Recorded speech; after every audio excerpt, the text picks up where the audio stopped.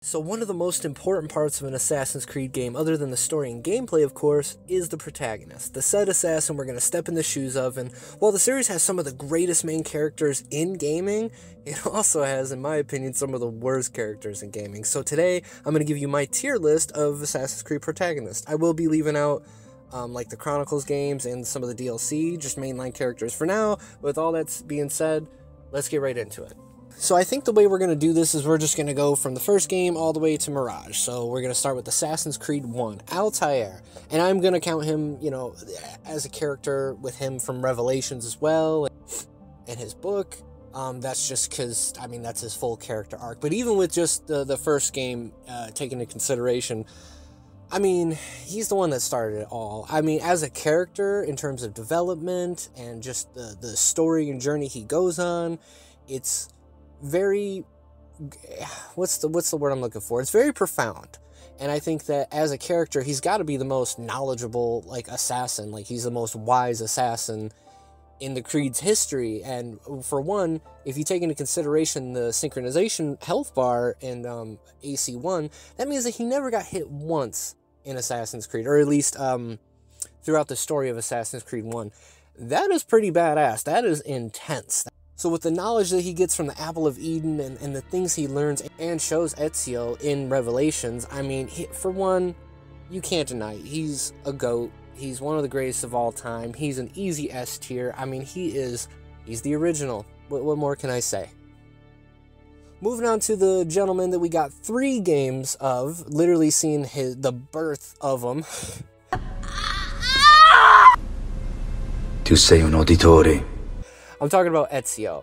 We see this boy from actual ass birth all the way to his death through the eyes of Desmond, and the journey he goes on, the hero's journey he goes on, is just phenomenal. It can't be understated how beautiful of a story that Ezio has and how much he grows as a character. We literally grow up with this guy, and I mean, I was a kid when I played, you know, these games for the first time, but even then, it's his games gave me a feeling like no other.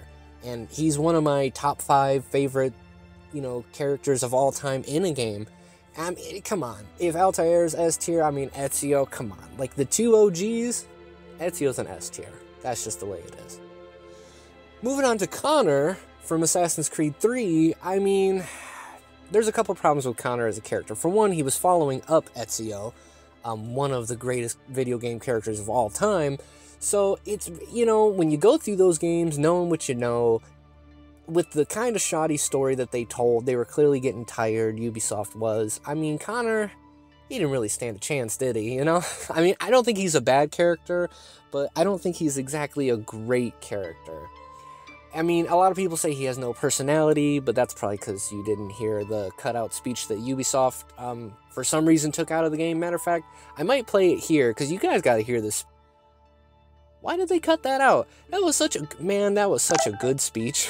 Like, that really showed development in him as a character, taking, you know, accountability, responsibility. It worked. And if you play the Frontier missions, I mean, you see a little bit more of his personality. But through the main story, he doesn't grow as much. I mean, he's definitely one of the most capable. He's probably the most deadly assassin in the entire franchise. But that's not completely why we're here. As a character, I think he's alright. I mean, is he S tier like fucking Altair or Ezio? No. But is he an A? Nah, he's not that good. You know what? I'm going to put him in B. A lot of people are going to disagree with me on this, but I don't think Connor gets enough credit. And if you look at some of the other characters on this list, maybe then you'll agree with me. Maybe you won't. My fucking video, though. Moving on. Moving on to Connor's grandfather. I almost said Ezio. Edward, I mean, come on. Edward's a badass. I mean, for one, that's another story with great development. I mean, in a short span of time. And while he's not an assassin for like 80% of the game, the journey he goes on is beautiful. At least he ends up as an assassin at the end of it all. And what he goes on to do is pretty badass. But the development he goes through, it's kind of the same thing with Altair, where he was very cocky, kind of in it for himself, didn't give a fuck. And then, you know, through his experience in Black Flag, he gets a little more humble and actually uses the creed to find more of a purpose just in his life, more of a purpose than just finding riches. It's a very beautiful story, but is he an S tier like Altair or Ezio? I don't think so. I don't. I love Black Flag. Black Flag's like one of my favorite Assassin's Creed games. It's definitely in the top 5, but I don't think he's an S tier. I don't know if any of the characters down this list are going to get up next to Ezio and Altair. If there was one to do that, it would probably be Edward, but for now, I'm going to put Edward in A tier. Still an amazing character, but is he the peak? No, because this is around the time Assassin's Creed started to kind of take a nosedive. He's definitely not the peak, but a very great character nonetheless. Moving on to Shay from Assassin's Creed Rogue. I like Shay as a character.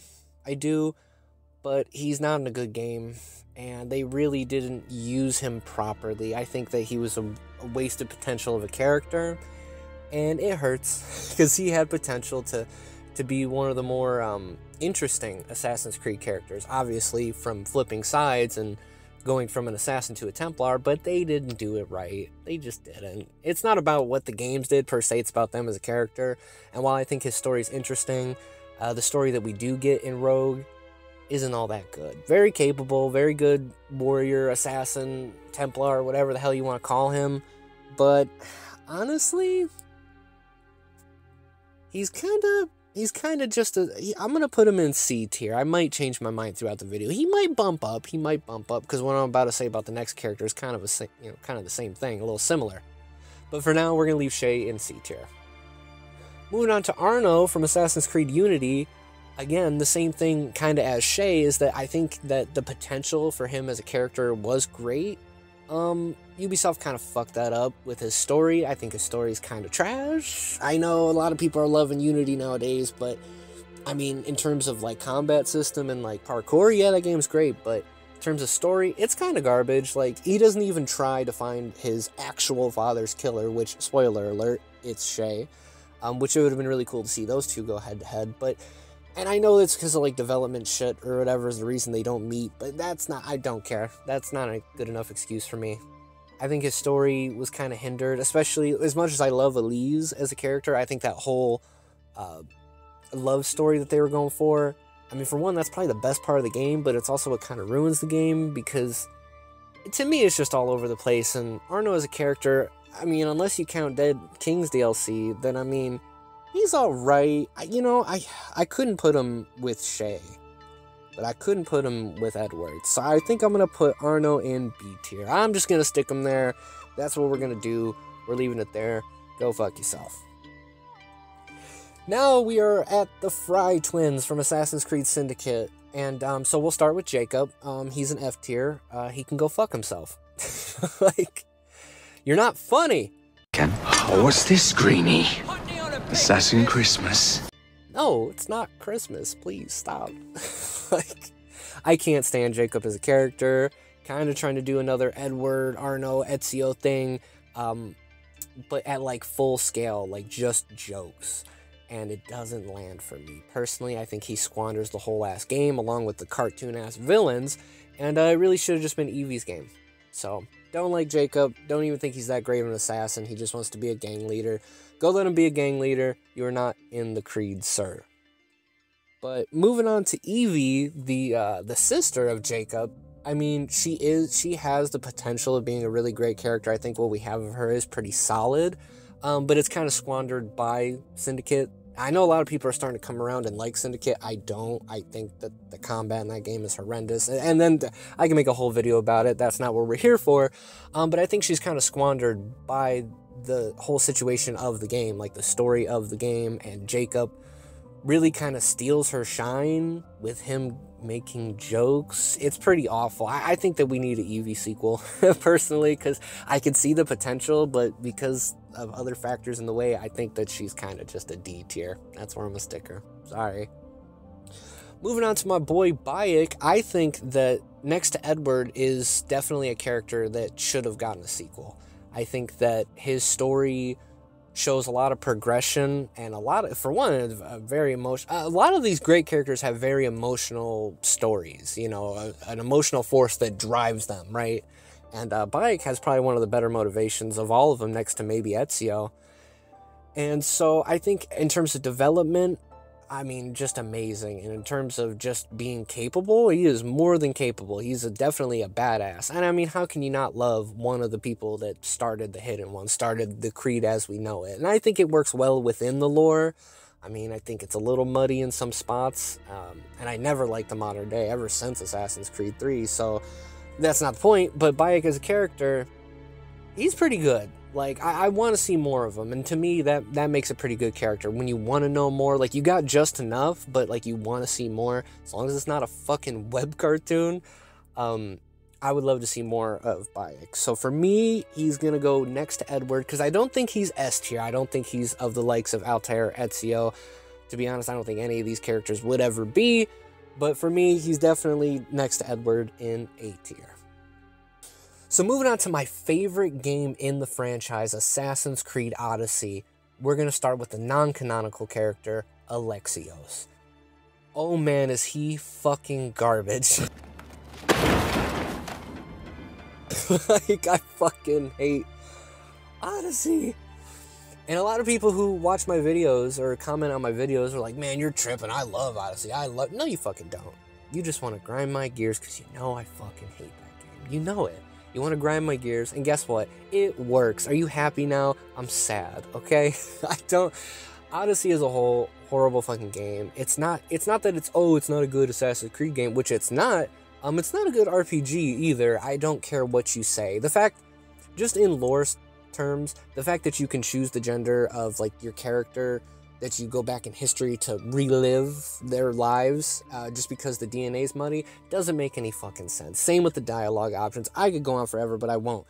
Alexios is an empty husk of a character because it's your Odyssey, and I'm not really a fan of the voice acting. So Alexios, F tier, easy, said and done. Let's move on. Now we're at Cassandra, the canonical character of Odyssey, and while I think her voice actress did a little better, you're still fucking just a husk of a character. And I don't like it. I don't think you belong here. Why the fuck are you here? F tier. Leave it alone. Malaka. Moving on to Eivor from Assassin's Creed Valhalla. I almost forgot the name of the game. Eivor's alright. I mean, I don't think this is a good Assassin's Creed game, although they did put assassins in it, so I guess we should be fucking grateful. I have a lot of problems with Assassin's Creed Valhalla as a whole, but that's not the point. Eivor as a whole, there's no real character development for the most part. A pretty good story for the little bits that you get for playing, 100 plus hours. Just kind of in the wrong game. I just think you're in the wrong franchise. I see potential, but I just don't really care for Eivor. I don't even really remember anything about Eivor. And I think that's what strikes me the most, is like, I just remember that you're a Viking and that you're part of the Raven clan. That's all I remember about you, and that doesn't make a good character. Like, I don't even see any distinct character traits. I think that there's potential with the character of Eivor, with her backstory, but I'm just not a fan. I'm gonna stick you next to Evie with the D tier. Sorry, Eivor.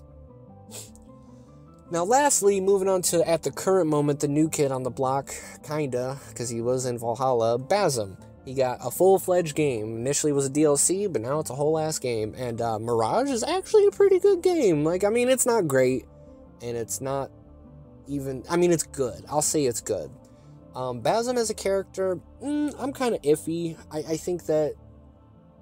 I mean, if they gave us more of Basim and unfolded a little more of the story, kind of, I don't know. Mirage was a little lazy in the story department. I mean, I liked it. I thought the gameplay was pretty good, but in terms of story, I mean, he has a decent development. I like his, like, kind of beginning story. I don't really like where it ends. It's a little goofy, but, I mean, as a whole, as a character, I'm just going to try and wrap this up as quick as possible. I think I'm going to put Basim in B.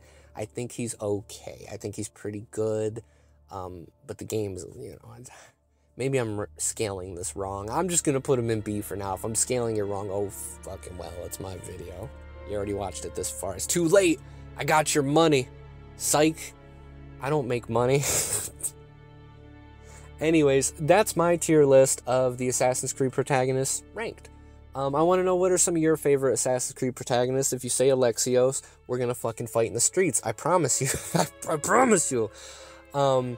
This is just kind of my list, and I do want to know yours. If you like Odyssey, that's fine, but don't come at me because I don't like it, alright? If you like Valhalla, that's great. It's definitely better than Odyssey. Besides the point, who's your favorite Assassin's Creed protagonist? Let me know down in the comments below, but thank you all so much for watching. I'd really appreciate if you could click like, share, and subscribe, because it helps me out tremendously. To see more videos that I've done, such as Assassin's Creed and other stuff. I do Call of Duty stuff, kinda. I'm still new here, so whatever shows up in the future, you know what I mean? So anyways, that's all I got for you today. Be sure to share, like, and subscribe like I said. But anyways, thanks for coming, and thanks for watching.